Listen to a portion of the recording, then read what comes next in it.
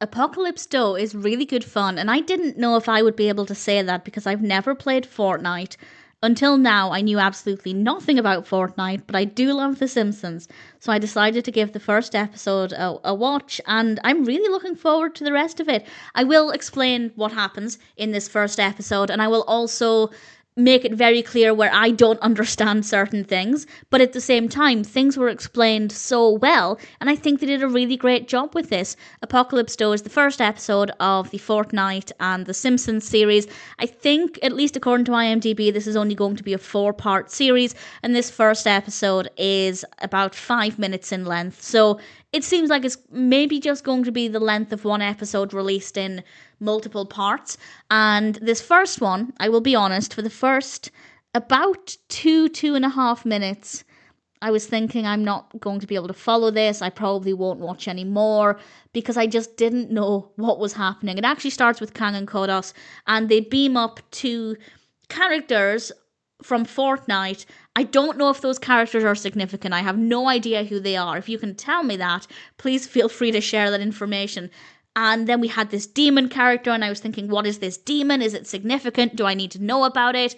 And then we learn that it's holding the 0 point shard, which I did a little bit of Googling on, by which I mean I basically Googled the name to see if that was a specific thing in Fortnite, which it is. And the characters Kang and Kodos beamed up are steering the ship, and then the spaceship announces, and I love this. It's obviously telling us things, it's over-telling, it's over-explaining, but I think it's necessary for this, because the spaceship announces, warning, the demon has flung us into an inter-reality wormhole. And obviously that's explaining what might be obvious, but if you're not familiar with Fortnite, you don't really know what's going on, that little explanation really helps to make things a little bit clearer. And they end up being redirected in the spaceship to this Springfield Fortnite Island hybrid called Springfield Island. And the 0 point shard smashes into the Simpsons front room, where of course Homer is in front of the television.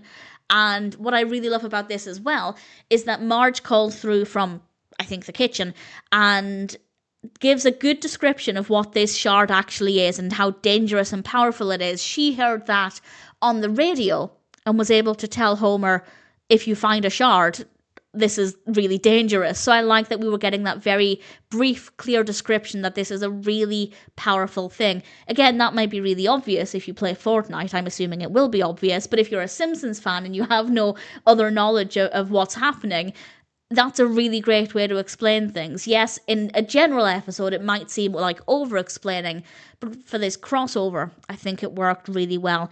And Homer picks up the shard, and it looks great. I think the animation is very eye-catching, and he puts it into the battery compartment of the television remote. And I have to say, I'm quite excited to see what happens next, because he realizes it's now a really powerful remote. He points it at different things around the house, and the cat Snowball turns into, well, I don't know what the cat turns into, but Homer goes, ooh, Easter egg. So I'm assuming that's something Fortnite related. I like the fact that they were highlighting that. But obviously, for me as a viewer, I don't really know what it is. If you have any information there, of course, please feel free to share.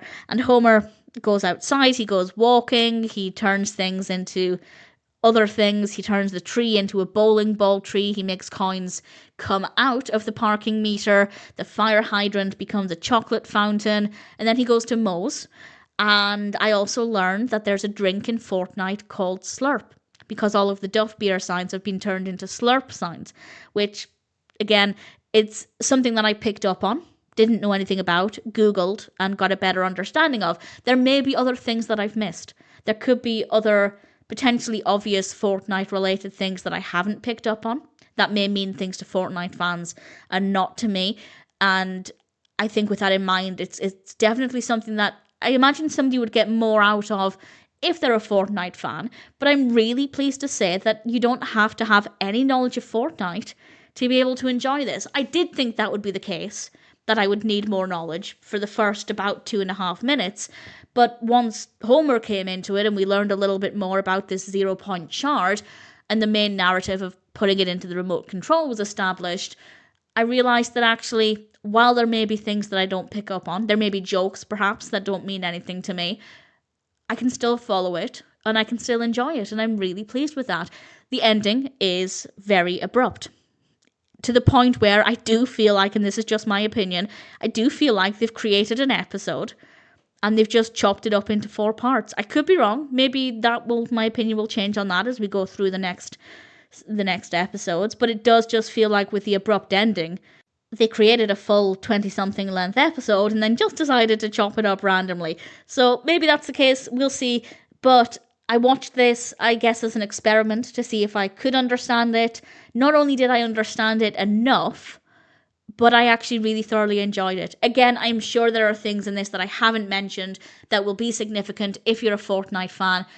And obviously that's worth bearing in mind, that you might enjoy it a lot more than I did if you play Fortnite, but you might also have very different expectations and you might not like it. I'd love to know what you think of it.